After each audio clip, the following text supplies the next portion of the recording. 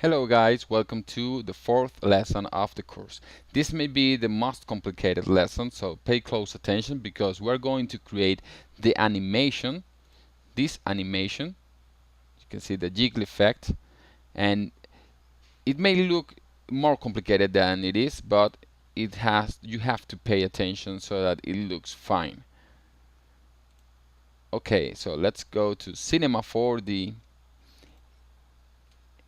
and first, as we are going to create some animations, we're going to increase the size of the frames. Right now it's on 90 frames.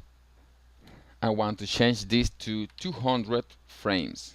Now make sure that you drag this all the way to 200 frames so that we can see everything here on our timeline.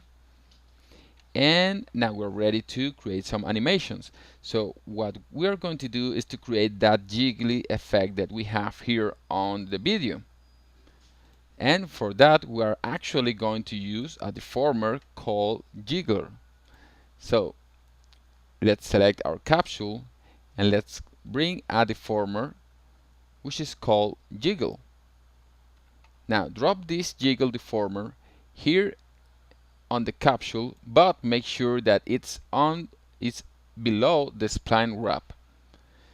Now the jiggle, what it does is that it actually jiggles the object that it's attached to. So for example, right now the jiggle is on the capsule, which means that everything that we do will affect the capsule itself.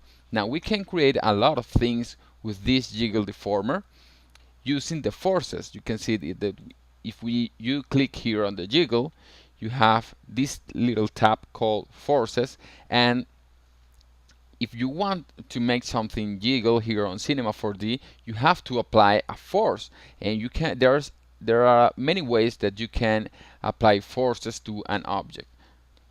And to do that, we're going to use on simulate, we're going to use particles. Now the particle that we're going to use is wind, because we're actually going to create wind here on Cinema 4D, as crazy as it may sound. So we're going to select the wind particle here, go to simulate, go to particles, and select wind. Now if you take a look, we are actually created a fan here. If you hit on play, it's rotating. It's actually working like a fan here. So it may seem a little crazy right now, but it will make sense if you take a closer look. Now let's take the jiggle object, and on forces you can see that we have the forces panel, and right now it's empty. What we need to do is to take the wind object and drop it here on the forces panel of the jiggle. Now that means that the jiggle will work with this wind fan that we just created. Now if we hit play, you can see that it's doing something. It's not too much, it's not doing anything weird right now, but it's going to. It's like moving really slow right now. So first we're going to move the wind object a little higher, right around here, like just a little above the text, to a side like that. And now we'll start changing all these parameters here on the object of the wind object. Okay, for example, for the wind speed, because the higher the wind is speeding, the more we are going to see the effect. Right now it's not too much. So let's hit pause, and let's change the wind speed to 12, and let's increase the turbulence. Right now it's on 0%, and I really want some turbulence here so that we can see it behaves like jelly. So we're going to increase the turbulence all the way to 100%. Now continue to hit play. You can see that it's actually moving.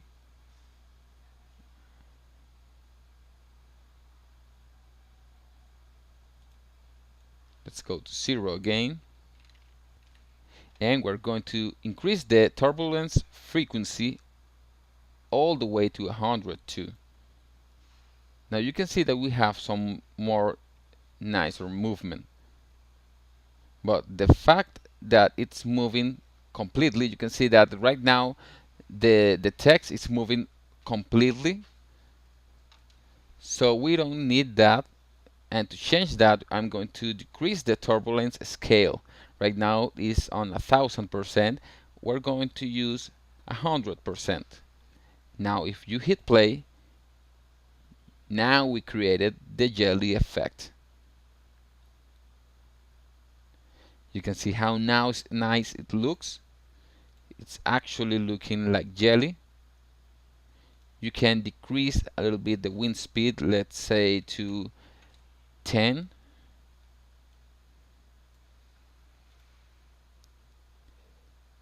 And this is looking really nice.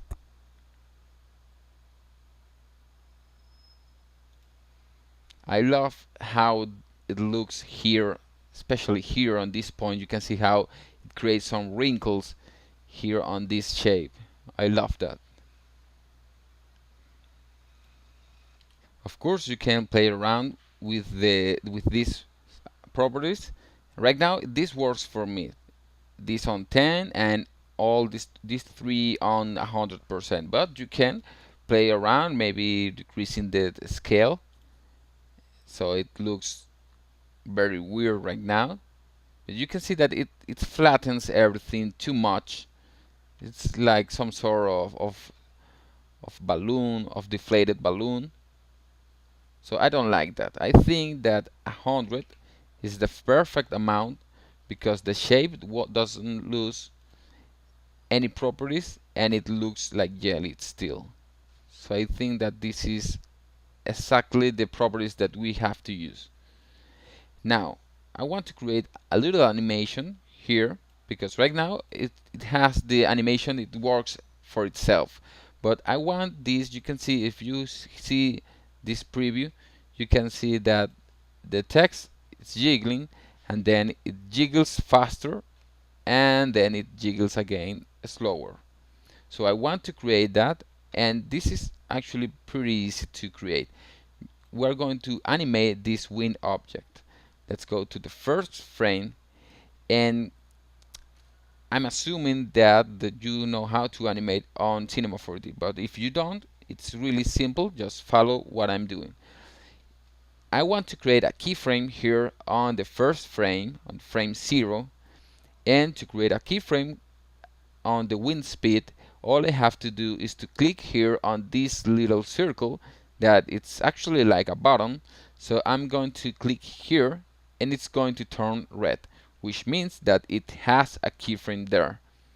Now if you move a little on the timeline, you can see that we created, if you take a closer look, they are not too big, but here is like a very small blue rectangle, which means that it has a keyframe there. Now this looks good. You can see that when I manually move around the timeline, you can see that the shape is going completely insane, but don't worry, that's not actually how it's going to look. That's just Cinema 4D trying to render at the same time that I'm using the timeline, so don't worry about that. Now we're going to move almost to the 60 frame, let's say to frame 58, and I'm going to click here again. You can see that we have a little circle, a little red circle. I'm going to click again to create another keyframe, and I'm going to move to frame 60, and I'm going to increase the wind speed. I'm going to increase it all the way to 25. Now you can see that if you change this property, this circle turns yellow, which means that you have changed something here on this parameter. Just click again and it's going to create a new keyframe here. Now if you hit play, you can see that it starts slow, and right here it goes faster, and you can actually see how this fan is faster. You can see that it changes the pace here, so that's pretty cool. Now I want this speed to lower again, so I'm going to use to move to the frame 120,